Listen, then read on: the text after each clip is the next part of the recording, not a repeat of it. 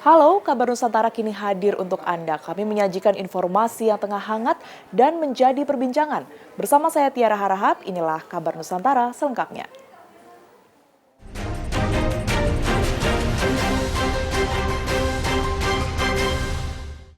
Toko plastik di Jalan Pringgading Semarang, Jawa Tengah habis terbakar. Peristiwa ini menewaskan seorang korban.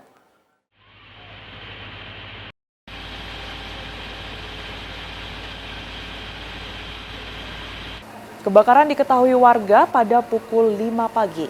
Petugas pemadam kebakaran pun dikerahkan untuk memadamkan api sebelum menyebar luas. Peristiwa ini menewaskan pemilik toko yang tinggal di ruko tersebut. Korban berusia 74 tahun diduga tidak bisa menyelamatkan diri karena kobaran api yang membesar. Jasadnya dievakuasi dari kamar tidurnya. Kepolisian masih menyelidiki penyebab kebakaran dan akan melakukan olah TKP setelah pendinginan lokasi kebakaran.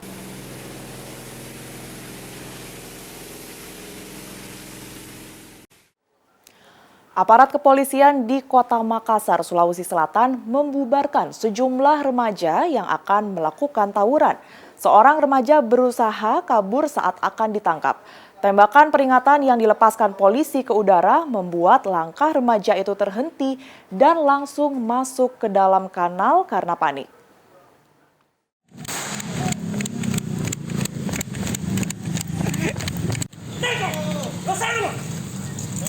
Kembali kau.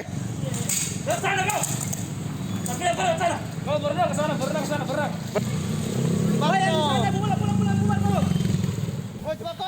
Aksi kejar-kejaran ini antara polisi dengan salah satu remaja pelaku tawuran terjadi di Jalan Emi Sailan, Kecamatan Rapocini, Kota Makassar, Sulawesi Selatan, Selasa malam.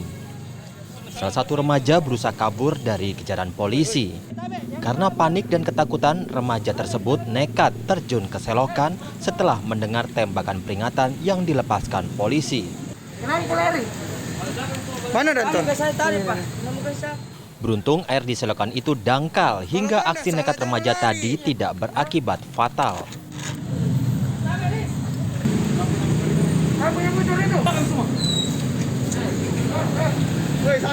Delapan remaja berhasil ditangkap polisi berikut sejumlah barang bukti seperti panah beserta busurnya.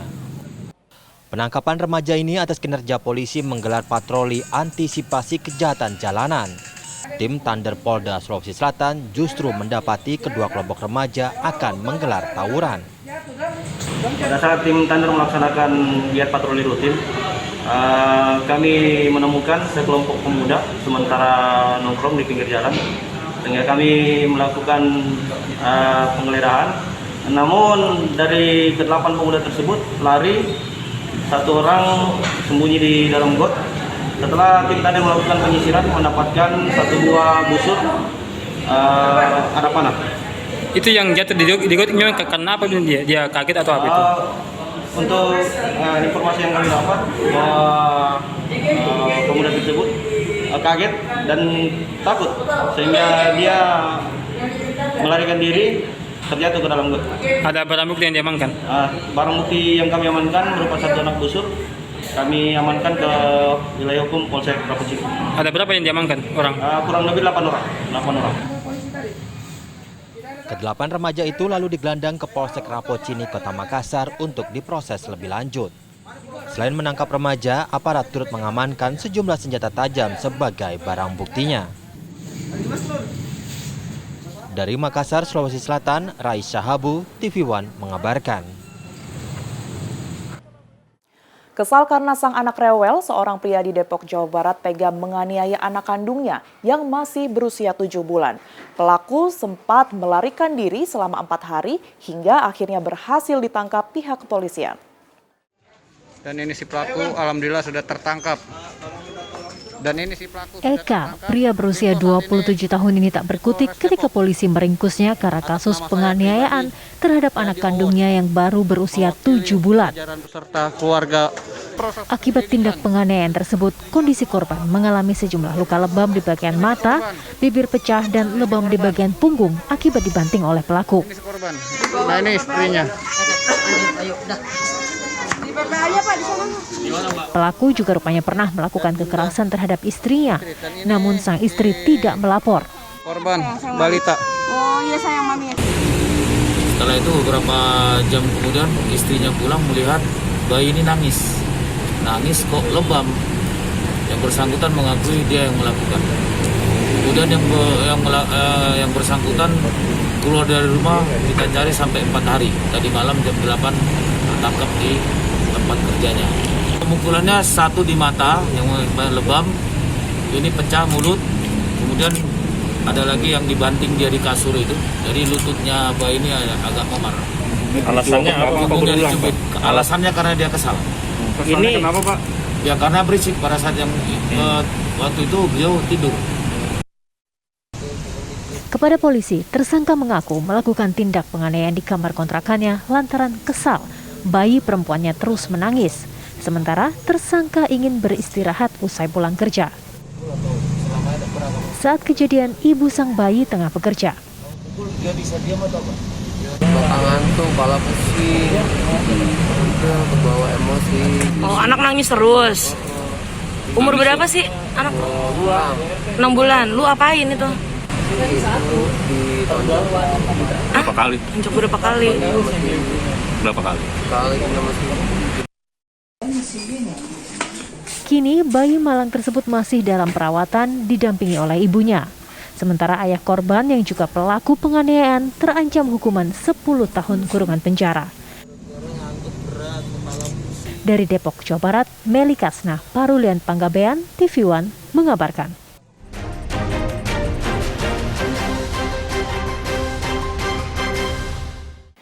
Sidang pra-peradilan penangkapan dan penahanan HRS dalam kasus pelanggaran protokol kesehatan digelar di Pengadilan Negeri Jakarta Selatan. Majelis hakim terpaksa menskors persidangan karena ada perdebatan antara pemohon dan termohon.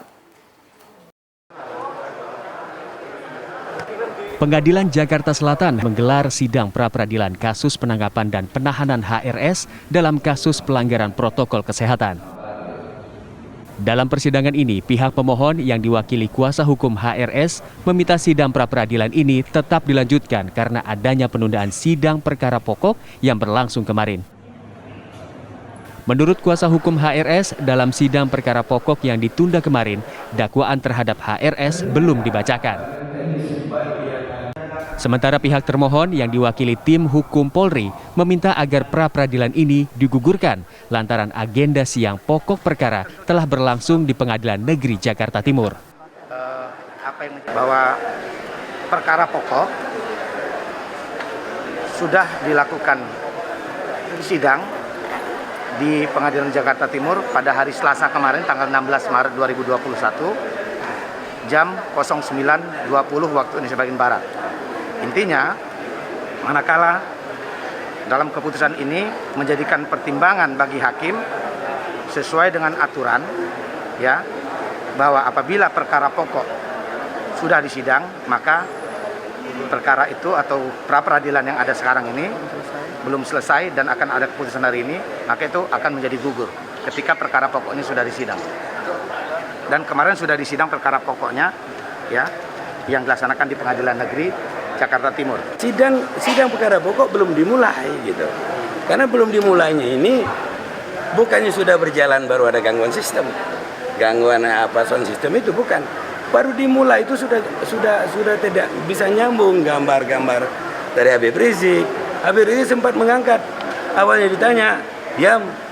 Sehat?" "Ya, sehat. Insyaallah." Itu diam lagi. Akhirnya Habib Rizik ngangkat bendera begini. Apa tulisan? Dia menunjukkan kertas. Ditulis pakai kertas, tidak dengar. ke kamera. Saya tidak dengar tulisan kertas itu. Ya, berarti sidang belum berjalan kan? Gitu. Bang, skor selama 1 jam ini apakah nanti mungkin akan diundur pembacaan hari berikutnya atau tetap diputuskan hari ini? Itu majelis hakim mengundur 1 jam untuk dia membacakan putusan. Setelah diskors, sidang pra-peradilan ini pun dilanjutkan kembali dengan agenda pembacaan keputusan hakim. Hakim Tunggal Soeharno pun memutuskan persidangan pra-peradilan digugurkan karena sidang pokok perkara sudah dimulai. Berdasarkan berbagai ketentuan hukum sebagaimana seperti atas, maka tidak yang tunggal dalam permohonan pra-peradilan ini dibebankan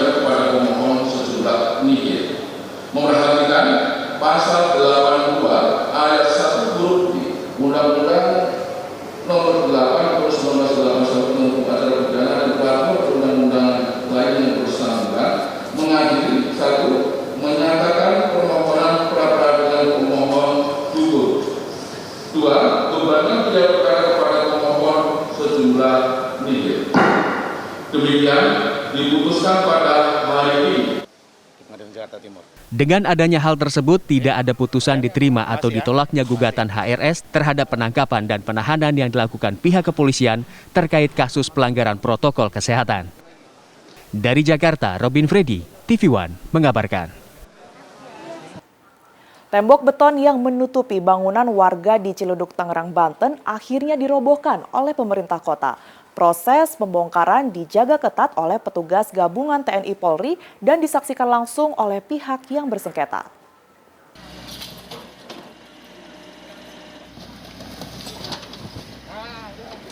Tembok sepanjang 300 meter yang memagari rumah di Kafling Brebes di Ciledug, Kota Tangerang, Banten, akhirnya dirobohkan secara paksa tadi pagi. 2 alat berat dikerahkan dalam proses pembongkaran tembok ini. Pemilik rumah serta ahli waris yang bersengketa turut hadir. Salah seorang ahli waris merasa keberatan atas pembongkaran yang dilakukan pemerintah karena pihaknya mengklaim masih memiliki hak atas tanah seluas 1.500 meter yang meliputi akses jalan dan kolam renang.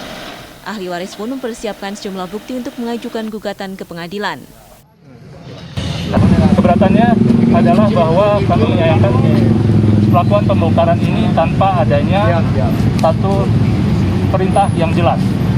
Biasanya Satpol PP melakukan pembongkaran itu misalnya ada satu hasil keputusan pengadilan masih mengenai pembongkaran tersebut dengan bukti-bukti yang sah. Kami sangat menyayangkan itu.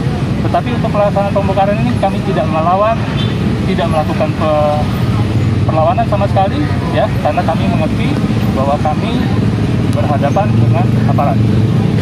Oke. Tapi tentunya kami akan mempertahankan hak ini karena tanah milik ini bukanlah tanah jalan. Sementara pemilik rumah merasa lega atas pembongkaran tembok yang selama ini mengurung rumahnya. Berterima kasih, ribu-ribu terima kasih telah membukakan pintu buat kami. Kita bisa aktivitas, bisa cucu saya bisa ngaji, bisa sekolah. Saya udah alhamdulillah banget. Soalnya tiap hari pagi mau sekolah, habis maghrib pengen ngaji. Saya sedih, tapi sekarang ini saya syukur alhamdulillah. Pemerintah Kota Tangerang sebagai mediator telah berusaha untuk melakukan mediasi dengan ahli waris, namun tidak diindahkan. Hingga akhirnya tembok setinggi 2 meter yang memanjang menutupi akses jalan dibongkar paksa. Sudah beberapa kali panggilan dan kemudian beberapa kali peringatan. Terakhir kami melayangkan surat peringatan terakhir untuk membuka sendiri, dan pada hari ini karena kemarin tidak dibongkar kaitan dengan yang mengaku dari ahli waris, silakan kita menjalankan ke pengadilan. Jadi karena kami meyakini dari warta yang disampaikan oleh BPN bahwa tanah yang dibangun tembok itu adalah jalan. Selanjutnya, kasus pengancaman dan intimidasi yang pernah dilaporkan oleh pemilik rumah masih diselidiki Kepolisian Resort Metro Tangerang Kota. Dari Tangerang, Banten, Rusdi Muslim, TV One mengabarkan.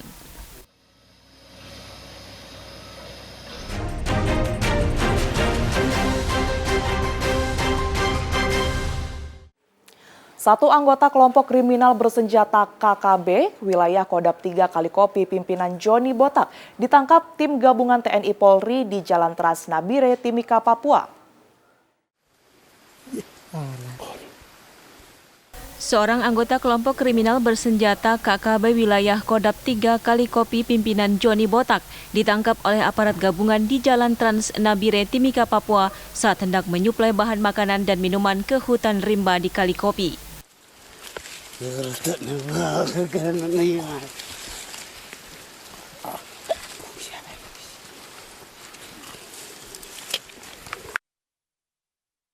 Penangkapan berawal dari informasi yang diterima aparat gabungan TNI Polri bahwa ada sebuah kendaraan minibus berwarna hitam dengan kecepatan tinggi menuju arah Jalan Trans Nabire. Aparat kemudian menghentikan dan melakukan pemeriksaan terhadap kendaraan tersebut. Diketahui bahwa salah satunya adalah saudara Terjangkup yang diketahui merupakan pelaku penembakan mobil PJJ Brimob dan bus milik PT Freeport Diutik ini. Diketahui kelompok kriminal bersenjata KKB Kodap 3 Kali Kopi di bawah pimpinan Joni Botak ini merupakan kelompok yang selama ini melakukan teror penembakan di area Tembagapura, tempat beroperasinya tambang emas dan tembaga PT Freeport Indonesia. Terdapat dari Timika, Papua, Desius Termas, TV One mengabarkan. Menteri Hukum dan HAM Yasona Lauli mengklaim telah menerima berkas dan dokumen dari kubu AHY dan kubu Muldoko. Kemenkumham akan mempelajarinya sebelum menentukan dan memutuskan kepengurusan Partai Demokrat yang sah. Menteri Hukum dan HAM Yasona Lauli menyampaikan saat ini berkas hasil KLB Demokrat versi Deli Serdang telah diterima oleh Kementerian Hukum dan HAM. Berkas tersebut akan segera diperiksa kelengkapan dokumennya, termasuk kelengkapan berkas struktur kepengurusan dan ADART-nya. Menurut Menteri Hukum dan HAM Yasona Lauli, jika ada pihak-pihak yang tidak menerima hasil keputusan Kemenkumham nanti, maka selanjutnya dapat menempuh jalur hukum sesuai peraturan yang berlaku. Ketentuan perundang-undangan, kita lihat ADART partai, kita lihat dokumen pelaksanaan KLB-nya. Ya, usahanya bagaimana, ya, dalam sengketa, kalau seandainya sengketa seperti apa, ini kita teliti. Nanti kalau misalnya tidak lengkap, kita beri waktu. Ini tidak lengkap ini, ya, segera dilengkapi. Ya, kalau mereka tidak bisa melengkapi, misalnya, kalau bisa melengkapi, lain lagi cerita. Jadi kalau nggak bisa melengkapi, kita lihat aja. Jadi ini kami dalam baru 1 hari kemarin sudah di tim kita, dokumennya cukup. Kita harus cek satu persatu, misalnya pengurus, mereka ini pengurusnya, ya kan? Karena kita diberikan juga surat oleh dari pihak AHY, ya. Jadi nanti kita cross-check aja. Dan dari SK-SK yang ada dan lain-lain. Sampai pengambilan keputusan butuh berapa lama? Kita harapkan cepatlah supaya jangan berlarut-larut, kita lihat aja dulu. Ya, kita harapkan cukup. Terkait undang-undang partai politik kan sebenarnya dualisme itu harus diselesaikan di pengadilan negeri, maka kemudian pengadilan negeri. Itu nanti kalau sudah kita ambil, kan ada masuk surat kami harus layani. Kalau sudah saya ambil keputusan masih berselisih lagi, ya mereka bertempur di pengadilan kan begitu mekanismenya begitu. Artinya kemudian akan mengambil keputusan ya Pak ya? Ya harus kita ambil keputusan.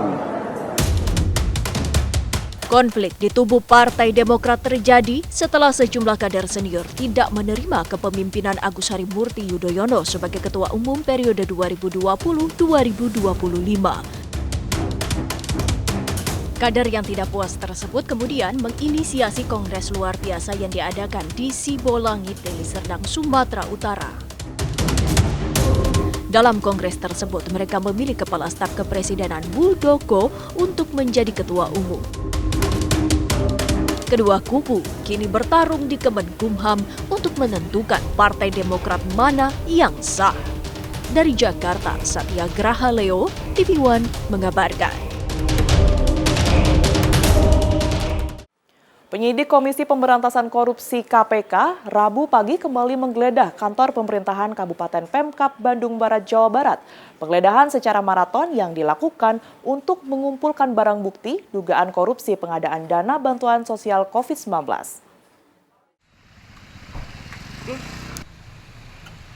Dikawal ketat aparat kepolisian bersenjata laras panjang, para penyidik Komisi Pemberantasan Korupsi KPK tiba di kantor pemerintahan Kabupaten Pemkab Bandung Barat di kawasan Ngamprah.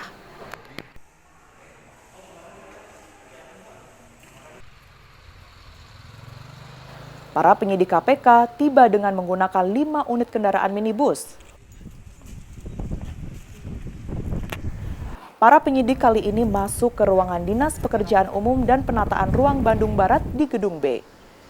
Para penyidik KPK ini melanjutkan penggeledahan di beberapa ruangan termasuk memeriksa sejumlah saksi.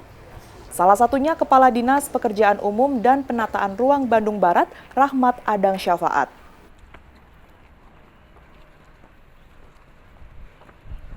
Penggeledahan yang dilakukan terkait adanya dugaan tindak korupsi. Belum diketahui pasti tindak pidana korupsi yang diselidiki KPK, namun diduga terkait pengadaan dana bantuan sosial COVID-19.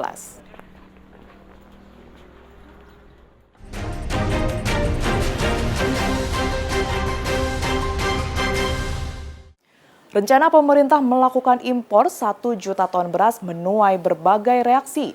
Perum Bulog sendiri menyatakan saat ini cadangan beras jumlahnya 1,3 juta ton dan dinilai cukup hingga akhir tahun. Pemerintah berencana akan melakukan impor beras sebanyak 1 juta ton pada awal tahun ini. Menurut pemerintah, impor diperlukan untuk menjaga stok beras nasional. Ketersediaan stok beras nasional kemudian dijawab oleh Dirut Perum Bulog Budi Waseso. Menurutnya, stok beras untuk konsumsi dalam negeri cukup hingga akhir tahun. Kondisi tersebut pun dipaparkan dalam rapat dengar pendapat dengan Badan Legislasi DPR yang juga dihadiri oleh Kepala BPS.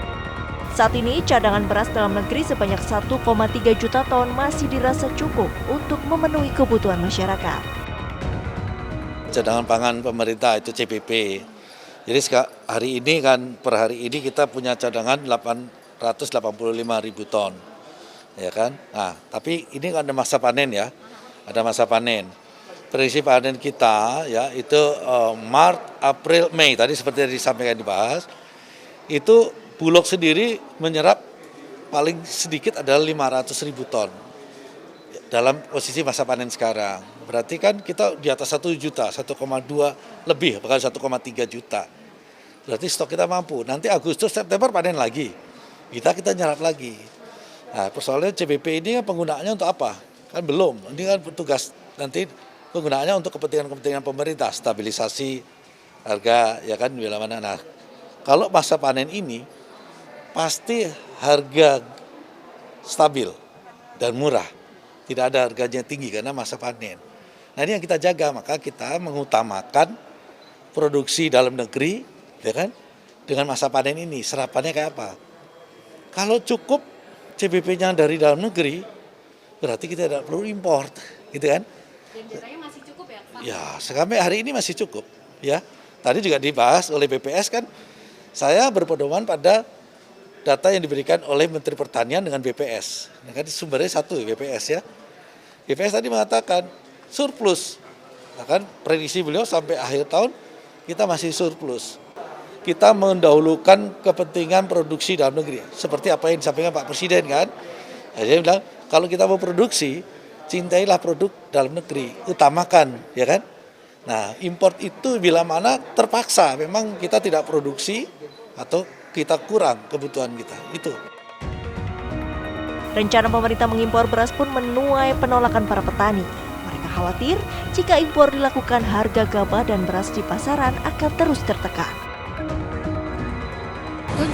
Kenapa alasannya, Bu? Alasannya sekarang di sini lagi anjlok petani kalau dikirim beras impor, ini pedagang nggak jalan.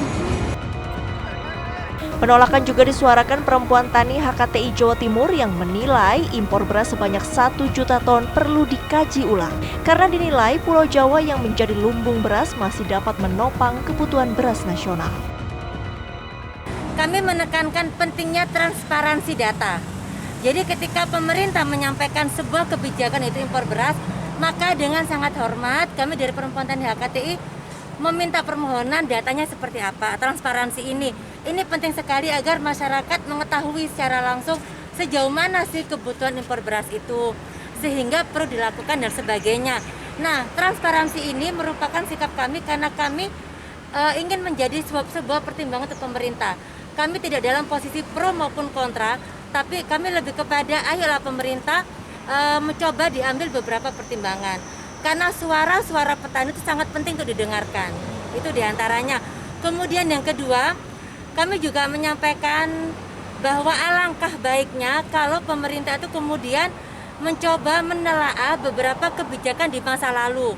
Contohnya nih pada masa Orde Baru ada istilahnya swasembada beras. intensifikasi massal dan sebagainya.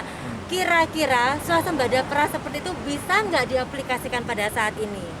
Kemudian yang ketiga, pada tahun 2020 kita tidak ada impor beras, tapi alhamdulillah tidak ada yang kelaparan. Berarti ketika 2021 yang masih awal, ini masih bulan 3, perlunya sebuah kebijakan impor beras, maka apakah ini tidak terlalu dini?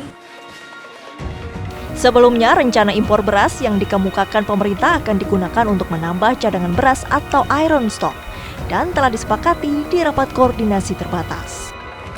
Tim TV One mengabarkan. Presiden Joko Widodo membeberkan 5 pelatihan yang banyak diminati peserta prakerja. Dari 5 pelatihan tersebut diharapkan dapat membuka peluang kerja dan usaha yang lebih baik.